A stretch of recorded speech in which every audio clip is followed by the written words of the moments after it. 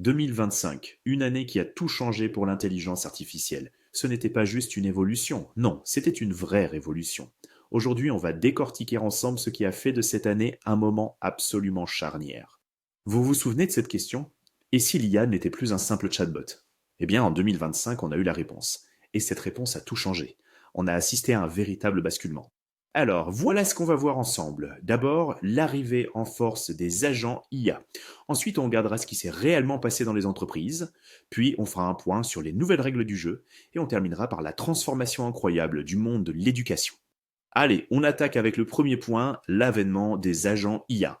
Et c'est sans doute le gros changement de 2025. L'IA n'est plus seulement un outil qu'on utilise, c'est devenu un collègue qui agit de lui-même. Franchement, la différence est énorme. Avant, on avait un chatbot, on lui donnait une instruction, il répondait et puis il attendait. C'était un outil passif. Maintenant, avec les agents, on a des acteurs autonomes. On leur donne un objectif et ils se débrouillent. Ils naviguent sur le web, ils utilisent des logiciels, bref, ce sont de vrais collègues numériques qui prennent des initiatives.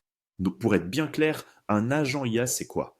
Imaginez, vous donnez une mission à un logiciel, un but à attendre. Eh bien, cet agent va analyser la situation, définir un plan d'action et l'exécuter de A à Z, sans avoir besoin qu'on le tienne par la main à chaque étape. Et attention, ce n'est pas de la théorie, hein. En 2025, on a vu apparaître des agents très concrets.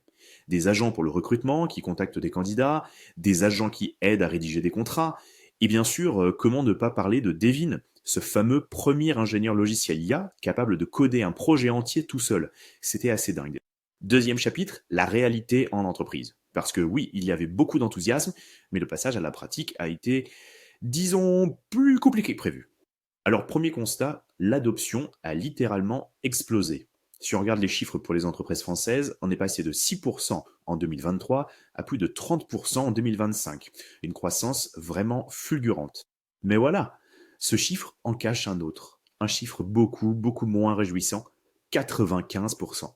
Et 95%, c'est quoi? C'est le taux d'échec des projets pilotes d'IA générative. Oui, c'est bien ça. La quasi-totalité des expérimentations lancées en entreprise n'ont jamais été déployées à grande échelle. C'est ce qu'on a appelé le purgatoire des pilotes, et ça fait mal. Alors, pourquoi un tel carnage? Eh bien, les raisons sont presque toujours les mêmes, et elles sont humaines. Un manque de stratégie claire, la mauvaise qualité des données, le manque de compétences en interne, et bien sûr, la résistance au changement. Le problème, bien souvent, ce n'était pas la technologie, mais l'organisation. Et ça nous amène à un paradoxe fascinant. D'un côté, la promesse de gains de productivité énorme, jusqu'à 40% pour certains métiers, et c'était réel. Mais de l'autre, 80% des boîtes qui utilisaient l'IA étaient incapables de dire si c'était rentable. Un vrai casse-tête pour mesurer le retour sur investissement.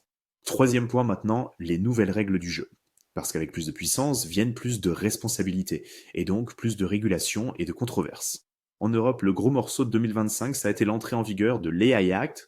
Concrètement, ça a obligé toutes les entreprises à se mettre en conformité, à mieux structurer leur gouvernance de l'IA et à penser à la protection des données dès la conception des projets. Pendant ce temps, la bataille des géants de la tech faisait rage.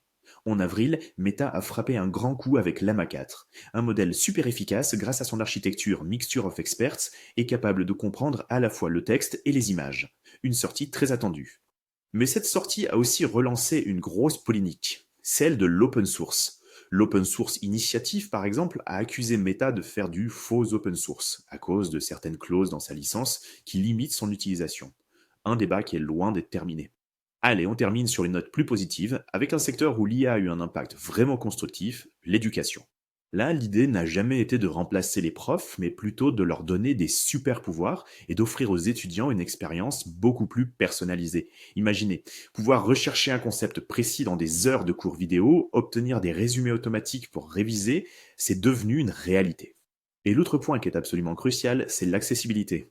2025 a vu une véritable explosion d'outils basés sur l'IA. La transcription en temps réel, la traduction instantanée, tout ça a permis d'abattre des barrières et de rendre l'apprentissage accessible à beaucoup plus de monde. C'est un progrès immense.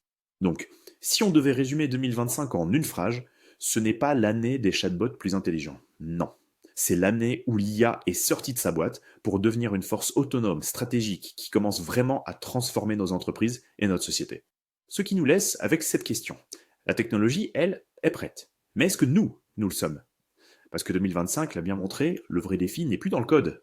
il est humain. C'est une question de stratégie, d'organisation et de notre capacité à nous adapter.